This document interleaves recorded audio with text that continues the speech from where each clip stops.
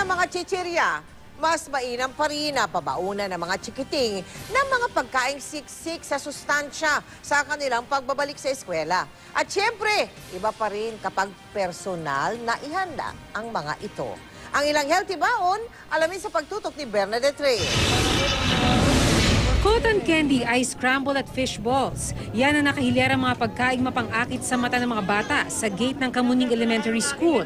Pero sabi ng mga eksperto, mas makabubuti kung pabaunan ng mga bata ng pagkain kayo mismo ang naghanda. Kahit na paborito ng bata ang pasta, iwasan nating pabaunan ng pasta ang mga bata because madali din itong masira. Ang i-advise natin mostly ay fried, yung mga fried or kaya yung mga nilaga. Ang magpinsang Angel at Stephanie, tirang ulam sa agahan at bagong lutong kanin ang baon sa eskwela. O bakit ayaw mo mag-junk food? Nakakasira po sa ngipin. Para lalong mainggan yung mga bata na kainin ang kanilang mga baon sa eskwela, magandang isama sila sa food preparation. Pwede magluto ng panibagong putahe gamit ang mga tirang pagkain tulad ng confetti rice. Ihalo sa kaning lamig ang tirang karne mula sa adobo o hotdog at longganisa.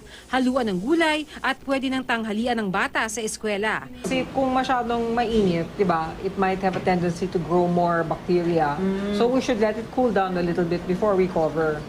Kung potato chips naman daw ang hilig ng anak nyo, pwede raw itong ihalo sa oven-fried chicken recipe para hindi lang masustansya ang baon. Masarap din. Dikdikin ng potato chips. Gamitin itong crumbs ng chicken breast na ididip sa itlog. At saka prituhin o kaya ilagay sa oven ng 30 minuto. Pinaka-okay naman ang baong tubig bilang panulak.